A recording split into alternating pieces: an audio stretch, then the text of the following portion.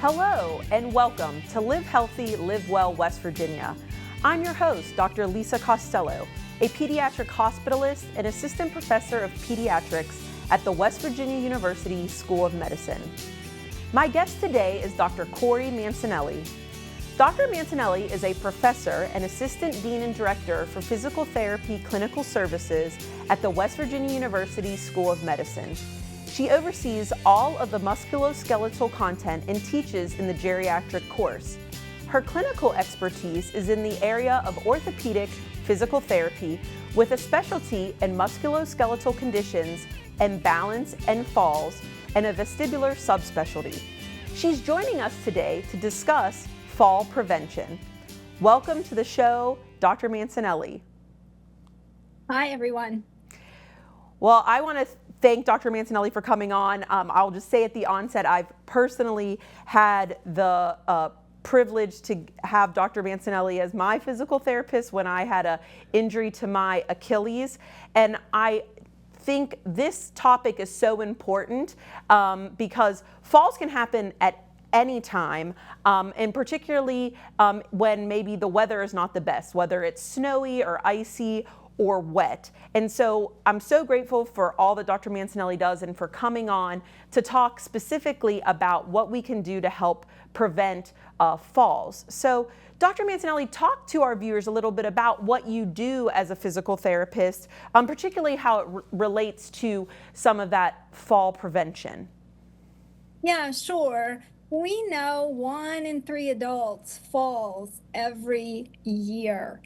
And as we age, balance worsens. And that happens because we lose muscle mass. We may lose sensation, particularly in our feet. That may happen with diabetes.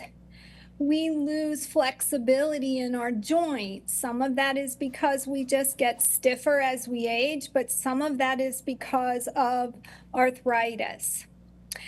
We lose vision, and as we don't have that good ability, particularly in the dark, or particularly when we're trying to adjust from a dark setting to a quickly light setting, our eyes just can't do it, and we tend to trip and fall. We also have some decline in our function in our inner ear. And then to compound these things, there are other issues that happen like osteoporosis. So we have a loss of bone mass. We can also have dizziness that can come from a variety of conditions or medicines even. And sometimes that involves inner ear problems that need to be sorted. So a physical therapist can see a person, sort of tease out the problems they're having. Is it difficulty with vision? If we have them close their eyes and they can't really balance well, for example. We know that there are some issues. If they lose balance when changing positions, like sitting to standing, and they get sudden dizziness, is that because of drop in blood pressure? Is it because of an inner ear problem when they turn their head quickly? Those sorts of things need to be teased out. And then from there, we do some testing, and it could be as simple as watching how fast someone walks. And we have certain cutoffs that tell us, this person is at risk for falls, or this person is at need for an assistive device like a cane. So it's good to see an older adult get those baseline measures. And then even if the person doesn't need intervention straight away, those baseline measures exist in case there are future needs. That is so much great information, and I think we're going to dive a little bit more into some of those topics because there are so many, really impacts, whether it's yourself when you would get older, or I think everyone I know has an older individual in their life that they know. And so those are some really good tips that for our viewers we'll dive a little bit more into. So you talked about how when we get older, it's there's multiple different reasons as to why we could have falls. So why is it so crucial that we try to prevent falls, particularly in older adults? Yes. If a fall happens and there's an injury, it's awful to try to recover from that injury in many different ways, not just the pain, but the other associated decline that happens because older adults just don't have the reserve that younger adults do in order to rebound from such an event. So we want to do everything we can do to prevent that, keeping the person active, keeping the person strong, and then preventing all of the barriers and risks that surround them. An example of that might be suggesting using liquid soap in the shower instead of a bar of soap. Because the bar is slick, it may fall. The person then leans over to try to get the bar of soap and falls. So, just even simple little things like that. Trying to encourage people to keep throw rugs out of the house. Trying to avoid cords. We don't have that problem quite as much with newer telephone devices, but any sort of trip hazard that exists. Installing motion sensor lights if you're carrying something and you can't reach for the light, but yet we know your visual system is going to struggle to adapt to the lighting circumstances. And if it's too dim, that's risky. So it's helpful to have something like night lights or motion sensitive lights. Those are so many great tips, and important to kind of look at the environment that you're in. Even say you might go to a new environment, maybe you're visiting friends or family, or even if you go to like a hotel room, you might have a different environment. So even I think to those points, being aware of your environment, it's important to try to do what you can to prevent those falls. And you started to touch on this a little bit because of there's certainly pain and the other impacts. And I know in my career and just personal loved ones, when there is a fall, then it can really cause a quick decline in other aspects of their life. And so how does falls, which we'll dive more into even ways to prevent them, kind of impact, someone's physical and mental health? Yes, once someone falls, they become fearful or more fearful of falling. And that worsens the situation in that we know fear of falling is actually a risk factor. Now, people can be too cavalier on the other side of it and do risky things like climb ladders when they shouldn't and not be fearful. So, at the extreme of either situation, we can get into trouble. But we can do things to help the person gain confidence and get past that fear. And one of the simple tests and measures that we do is called an activity specific balance test, where we ask the person about their tasks of daily living and how comfortable they feel that they will not lose their balance or fall. And so they're rating their confidence for things like picking up a slipper in front of the closet door, or riding an escalator, or walking on icy sidewalks. So we put all of those things together and come up with a score. And we know from all the studies that have been done that that score is predictive of future fall risk. So we work to bring down that score for the individual through targeted interventions. Yeah, such great information kind of being shared, and you kind of hit on a few of those common reasons for falls, and it's important to know them because then to prevent them, you try to kind of eliminate those. And so I want to kind of get a little bit into some of those tips that you have been sharing. So specifically in the home environment, I heard you say about trying to remove the throw rugs and the lighting and the cords to try to minimize those kind of risks that could further lead to a fall. Any other environmental kind of prevention tips you could share that would maybe be helpful, whether you're in the home or just kind of out in an environment? Yeah, sure. Shoes with decent tread, not slick hose or slippers. Putting tape strips on the edges of stairs are often helpful for the older adult with visual difficulties because it's sometimes difficult to distinguish which step and where on the step you're located when you're placing your foot. Grab bars in the bathroom are particularly helpful. Strips that are placed on the bottom of the shower that are helpful in keeping the person from slipping or sliding in the shower.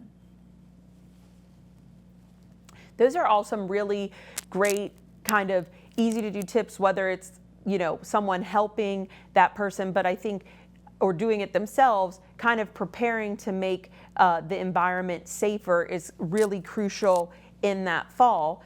And I want to dive a little bit more into kind of the role you mentioned about trying to keep individuals physically active. And like you said, when you do that baseline assessment of trying to understand what might be a person's risk of falling in the future, talk to us a little bit about the role physical activity or even exercise can play in helping us prevent falls. Yeah, sure. Even as we're old and frail, strengthening exercises can be a positive thing. You won't see big muscle mass occur when you're older and you're strength training, but you will become stronger. And we know being stronger helps you walk faster. And we know walking faster is predictive of less of a chance of falling and injuring with falling. So, well developed strength training programs are key. Now, when we look at those strength training programs, they just can't be any old strength training program you find on the internet because we have to think about the fact the person may have arthritis affecting certain joints and we have to modify that strengthening exercise. Or the person may have osteoporosis and there are certain positions one with osteoporosis should avoid and activities they should avoid, like twisting around a fixed limb or turning quite a bit around your feet when your feet are not moving or they're planted. So those sort of things need to be considered. Now, there are some excellent community-based programs that really do help the older adults stay active and work on their balance and are easier on the joints, like Tai Chi, like aquatic therapy programs if you like water. Not everybody likes that as a mode of exercise, but getting in the warm water environment can be an outstanding way to strengthen muscle, which actually also improves bone quality for people with osteoporosis, all in such a way that puts less stress on the joints that may be affected by arthritis. Wow, those are some really great tips, and I think highlights the importance of kind of getting plugged in with a physical therapist and being able to have that kind of individualized plan that certainly there's many different resources out there and we've been sharing some. However, having that discussion with your healthcare provider and specifically people who are trained and have advanced education in movement like physical therapists. You have mentioned balance a few times, and I think that's really important to kind of touch on. So could you share a little bit more about how balance training plays a role in kind of fall prevention? Because I don't necessarily think it's all the time that we might appreciate that this is something a little bit off with my balance. Yeah, so the body's balance is set by beautiful workings of the nervous system, the visual system, the inner ear, and these little sensory receptors that exist in your joints that tell us where we're positioning ourselves in space. And so physical therapy can be directed at trying to stimulate or enhance those systems, except for the visual system. Now we can make the person stronger. We can help them with where they're putting their body in space to substitute where that visual system is not doing so well. And the same is really true for the inner ear system. We can do other things to substitute when the inner ear workings are deficient. So we get these baseline measures like walking speed. We consider walking speed to be the fifth vital sign. So besides blood pressure, besides respiratory rate, besides getting a temperature and even respiratory rate, we put walking speed on the list. And we have this cutoff of 1.0 meters per second that can be tested easily in any sort of environment. And below 1.0 tells us you should probably have some intervention to decrease your fall risk, because if you are 1.0, you're at a higher risk for falling. So that in and of itself is something we can simply do.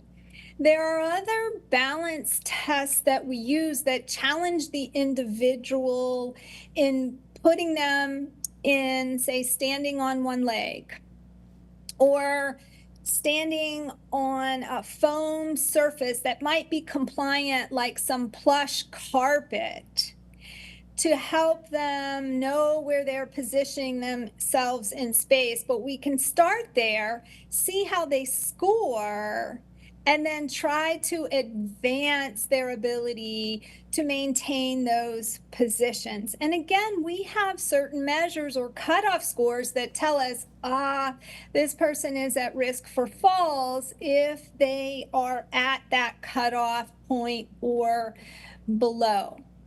We can work on flexibility, even as simple as the ankle. When the ankle gets tight, the person doesn't have the ability to respond or react quickly when they're thrown off either forward or back or sideways. So again, something as simple as giving them flexibility exercises may improve that balance.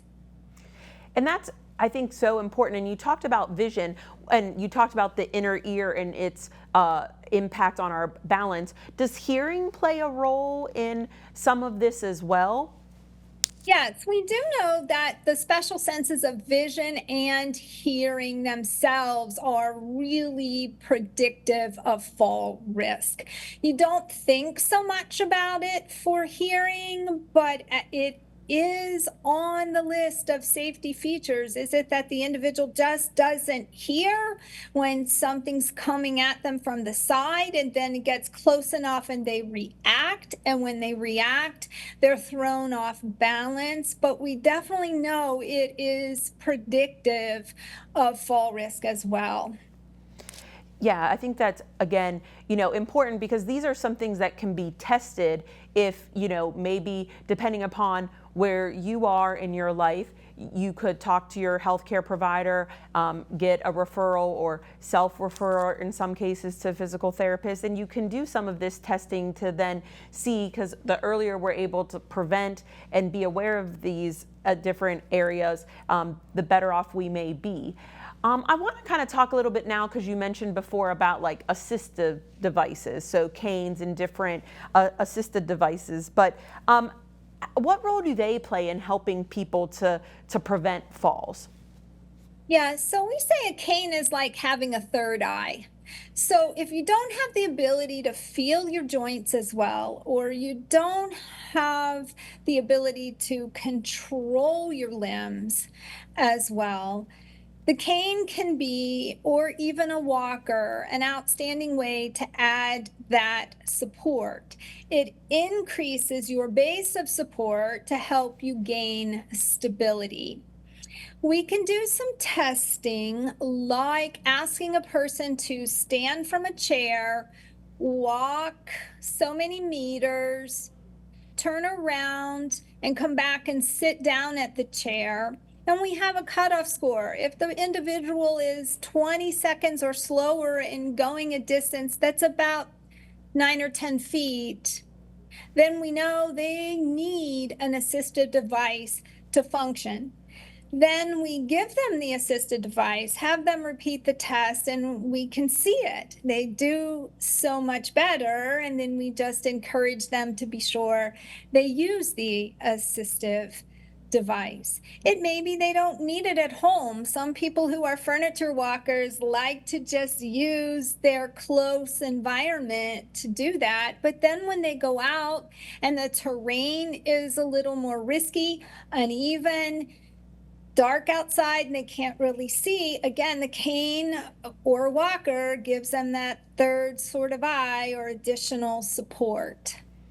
Yeah, and I think it's important to have those discussions because we can see many of these items, and try those out and having those discussions. So, what about when we talk about this? And I mentioned it a little bit briefly. How can families or caregivers help in supporting some of this fall prevention, particularly for those of us who have an older individual in our life, or are caring for someone, even if it's a neighbor that you're checking on. What are some ways that family and caregivers could help support fall prevention? Yeah, well, first of all, think about all those safety features around the individual. Second of all, if there's someone who, say, has high blood pressure and they're on medications for that, make sure that person does not try to jump out of bed quickly, but sits up at the side of the bed, pauses for a little bit of time, then tries to get up. Make sure their glasses are clean to help in their visual acuity. So you can have the best glasses in the world, but if they're not clean, you're still going to struggle. Those are the highlights of things I can think of. And for the caregiver, watch yourself. Take care of yourself. If you have to help the person move for any sort of mobility in and out of bed or on and off the toilet, you want to watch your body mechanics and be taught how to properly help so that you're not injured. Yeah, I think that's so important in the caregiver role to take care of yourself. And, some of the tips that we have shared here and some of the resources that are available, sometimes the caregiver, it would be better if somebody is having balance issues, putting like the tape on the stair or trying to make the environment, safer. That's something that the caregiver or loved one could help support. So I've mentioned a few times, and I think you've shared, certainly speaking to a healthcare provider, getting plugged into a physical therapist who can get to know you and do some of these tests are really important. What type of resources are available for our viewers that they could try to find in ways to help prevent falls? Sure. Well, there are a lot of resources. I think first and foremost, this started in 1965 when Congress enacted the Older Americans Act. And out of that act, we had the establishment of the U.S. Administration on Aging, and then the state agencies like the Bureau of Senior Services. So in the state of West Virginia, for example, the Senior Service Bureau have special hubs throughout the state that then service many of these areas. And this is for individuals 60 years of age or older. And some of that may be meals through Meals on Wheels, and some of that may be other social programming, but certainly in that there is a component of nutrition and health and well-being and exercise that may happen at a senior center that is safe for the individual, like I said, the Tai Chi. Now, in addition to that, if you want to find those sort of resources online, the National Council on Aging, again, what came out of all of this enactment of the Older Americans Act, you can find resources online through the National Council on Aging, and they have an actual whole falls prevention area to their website. So those are two places to go that I can really think of would be helpful. Yeah, I think those are great tips, and we've been sharing them with our viewers, and you've provided so many kind of great tips today. What's your one best piece of advice that you would share about fall prevention for our viewers? I would say don't just expect it as you get older. Don't say it's normal for me to fall, so I should just accept it. We can prevent it. There are things to do to decrease your fall risk. And it's not just a normal part of aging. It's a part of aging that may happen that we can combat, but we need to take action. And the best way to do that is to talk to your primary care provider about getting a referral. And again, the primary care provider will also help tease out things like medication. Sometimes the person's taking too many, or they may not need one, or it's interacting with another and causing dizziness. And so there are lots of things that can be done. Don't just accept that you should fall and it's okay to fall as you age. Well, Dr. Mancinelli, I am so grateful for you on so many levels, and as I have frequently done in having the opportunity to work with you, learned so much from you today. And there are many different resources out there, and I echo, as is a common theme with this show, talk to your primary care provider, talk to a healthcare provider, and use the resources that are available. So I want to thank you, Dr. Mancinelli, for joining us today, and for everything that you do to help people lead healthy lives. And I want to thank all of our viewers for tuning in to Live Healthy, Live Well West Virginia on the Library Television Network.